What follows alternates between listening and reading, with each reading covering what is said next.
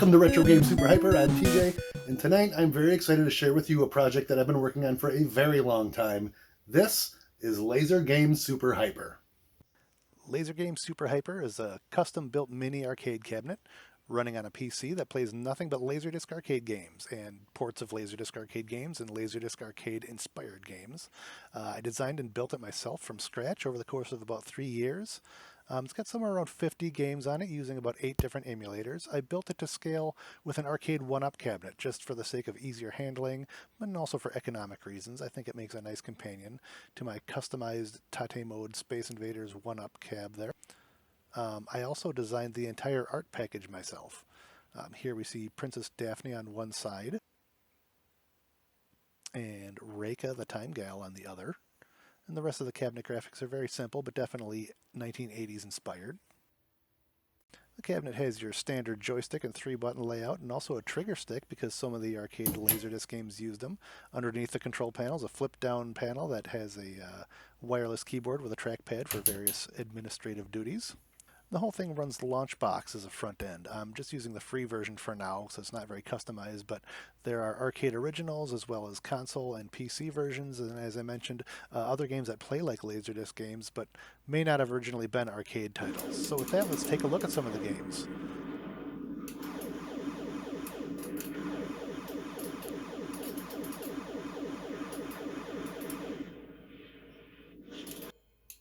Catch me, warrior. Catch me. Catch me.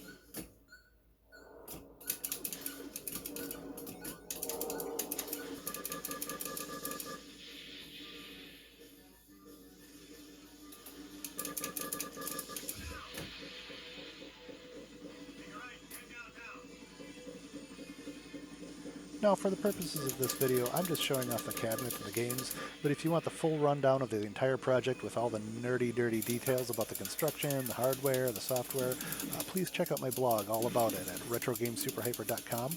I'll put a link in the video description below, and there you can see a list of every game, every emulator, see photos of the cabinet being built, and find out everything that went into it.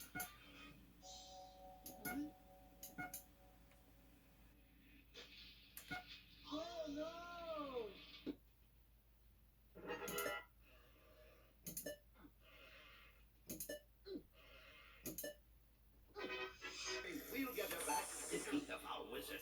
My brother,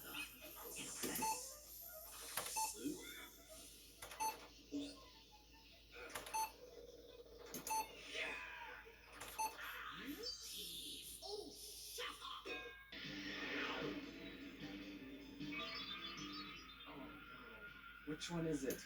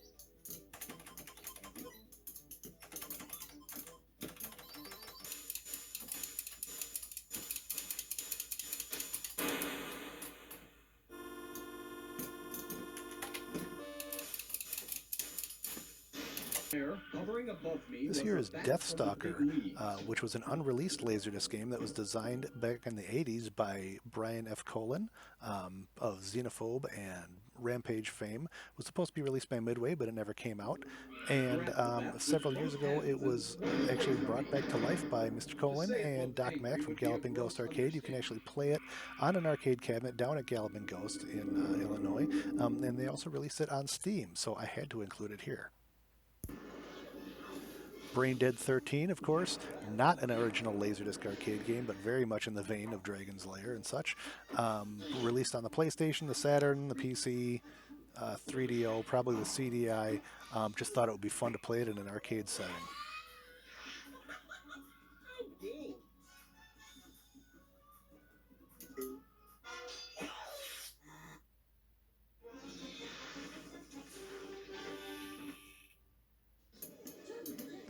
Galaxian 3 was released in Japanese arcades in the 90s. It used 2 huge projection screens and it had a 4-player setup, but it was actually Laserdisc based, and they released a port of it for the PlayStation, so I had to put it on the machine too.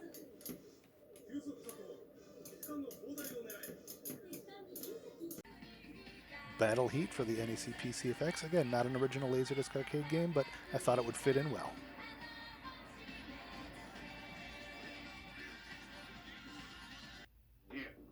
This'll shoot the lips of a cockroach.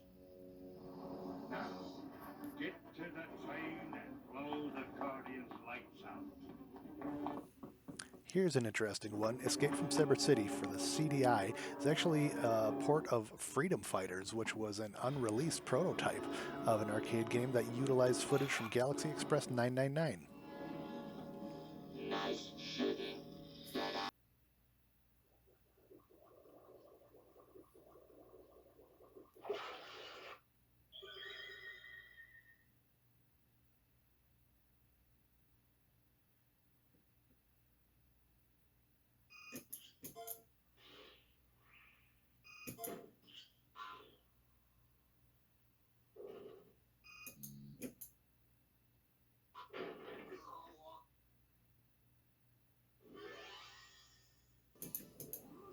Strawl, released for the 3DO and the Sega Saturn, also known as Triad Stone, released for the Laser Active, was an unreleased 1985 Data East arcade game, originally known as Chansey's Stone.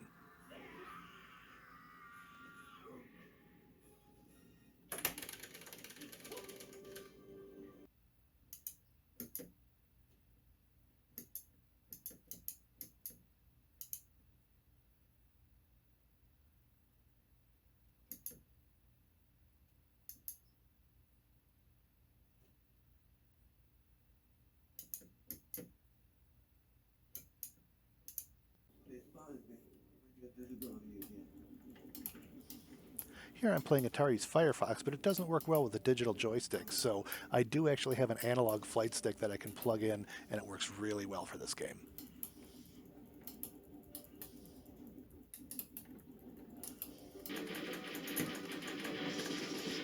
This is the PlayStation version of Cobra Command, known in Japan as Thunderstorm. I'm just showing it because it's got an enhanced mode with some different graphics on the screen, which you can see here. The PlayStation version of Road Blasters also has a similar enhancement.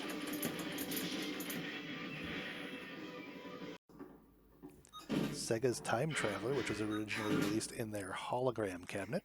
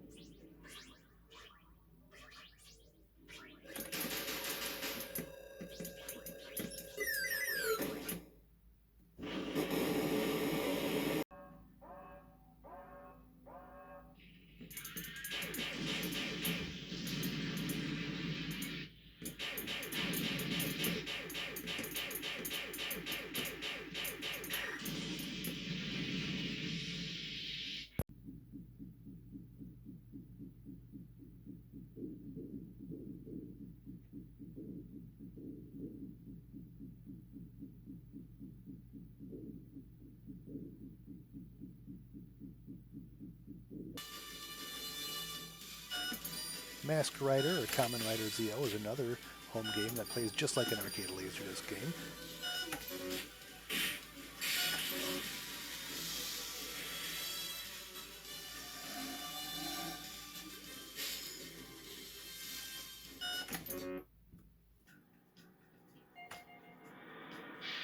This is Super Road Blaster, an incredible fan port of Road Blaster for the Super NES of all things, using the MSU1 technology.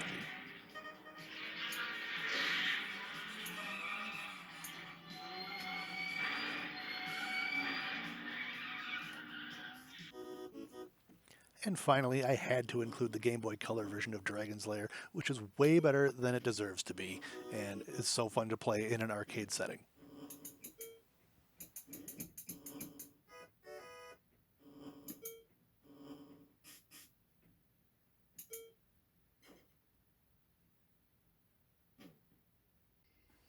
Well, I hope you enjoyed seeing Laser Game SuperHyper in action. Thank you so much for watching, and remember to like and subscribe, and please read RetroGameSuperHyper.com.